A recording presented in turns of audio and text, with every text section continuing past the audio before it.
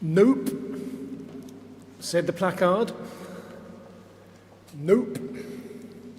N-O-P, and then a stylized E, which, after a little thought, revealed itself to be a crown on its side.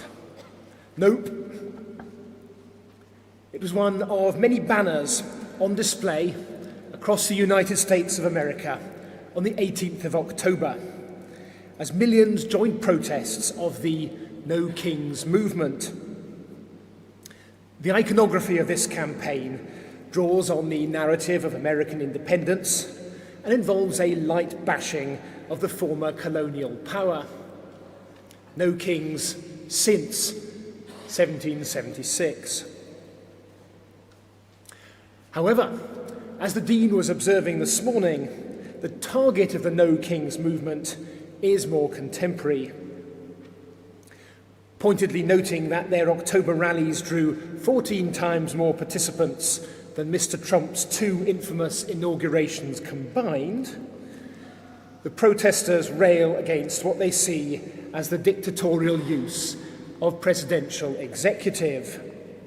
For example, in the imposition of tariffs without congressional approval, and the extrajudicial killing of the pirates of the Caribbean. The irony is that many of the 7 million No Kings protesters will today be in church, acknowledging and even worshipping a monarch. Whether they attend churches like this one, which formally keeps the feast of Christ the King, or whether their congregation is of a freer tradition, in their own peculiar way, each will praise Jesus as Lord. Christianity down the centuries has had an ambivalent relationship with earthly potentates and a diverse understanding of what it means to talk about the rule of Christ. On the one hand, the Church has presented apologies to monarchs for their faith, and then apologised for monarchy in return for those kings' support of Christian evangelisation. On the other hand, as tonight's readings recount, the Church also recognises that the higher kingship of God holds a mirror to the flaws of all earthly governance. We cannot let 2025 disappear without acknowledging a major anniversary that illustrates this tension. It is exactly 500 years since royal wishes were flagrantly breached by an unprecedented expression of Jesus' kingship. The printing of the Bible in English. It is often thought that Bibles in the vernacular, native languages, are a product of the Protestant Reformation. This is not the case. Prior to the Reformation, there were many vernacular editions of the Scriptures in European languages, and these were increasingly circulating in print.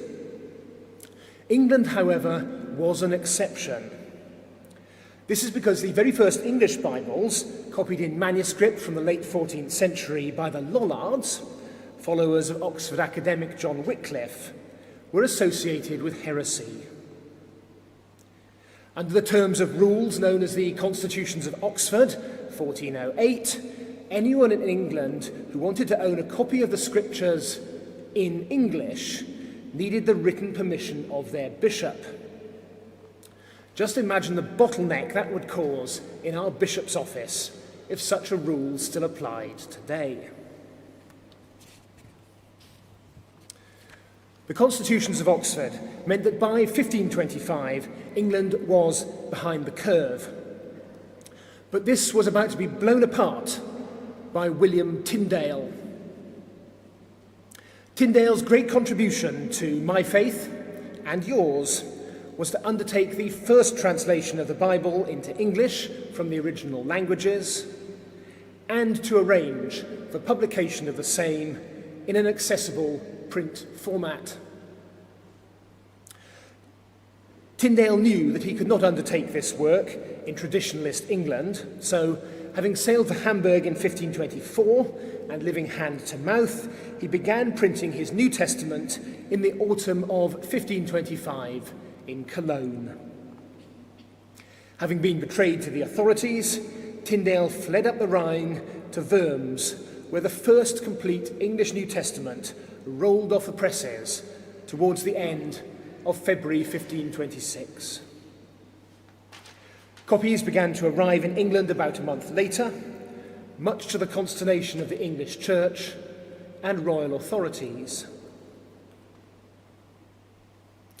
Now, the bogeyman of this piece, dare I say it, was a former Dean of Salisbury, one Cuthbert Tunstall. As Bishop of London, Tunstall began seizing Tyndale's scriptures and burning them outside St. Paul's Cathedral. Foolishly, he even tried to buy up all new copies before they left the continent. Monies which Tyndale, of course, just reinvested in more New Testaments. Tyndale's life was tragic. For the next decade, he was persecuted across northern Europe. Eventually, he was arrested, and in early October 1536, was tied to a stake at Vilvoorde near Brussels, strangled, and burnt to death. The woodcut of his execution by the Elizabethan Protestant propagandist John Fox captures Tyndale's last words in a speech bubble. "Lord, open the King of England's eyes."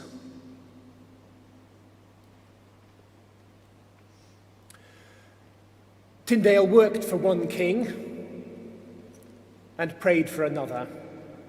"Lord, open the King of England's eyes." Despite his ignominious end, within 4 years, miraculously, Tyndale's prayer had been realised. King Henry VIII didn't really become a Protestant. However, he did change his mind about vernacular scriptures. He agreed to issue an English language Bible. The famous frontispiece of Henry's Great Bible of 1540 shows the king liberally handing out copies of the scriptures to the English bishops. The bishops in turn pass the Bibles on to the people, who gratefully respond, chanting in unison, "Vivat Rex, long live the king." And so, within a few swift years, the English Bible was therefore transformed from a threat to royal authority into a means of bolstering it. The further irony, although it wasn't admitted at the time, was that the translator who made the greatest contribution to the 1540 Great Bible was William Tyndale. The authorities took his earlier translations from the 1520s and 30s and worked them into the new official text. In time, Henry's Great Bible would become grandparent to the famous King James Bible of 1611. And the King James Bible, the authorized version, is the great-grandparent of the new Revised Standard Version, which this cathedral and many churches use today. And so, although Tyndale was castigated in his own lifetime and largely forgotten after his death, his commitment to the kingship of Christ continues to shape the faith of millions and has had a greater impact on English language culture even than William Shakespeare.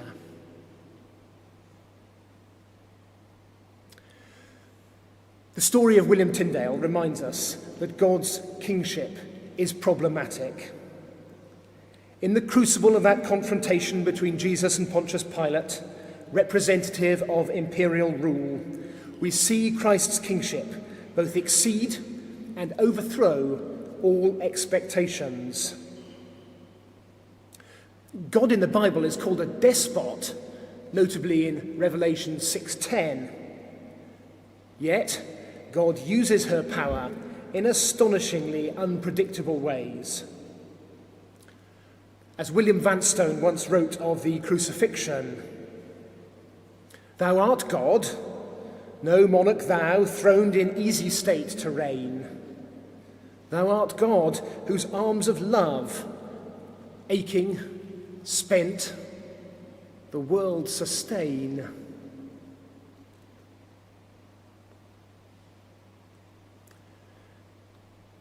Writing in the Observer on Remembrance Sunday, the educationist and historian Anthony Selden surveyed our current political scene and commented that bullies dominate from east to west.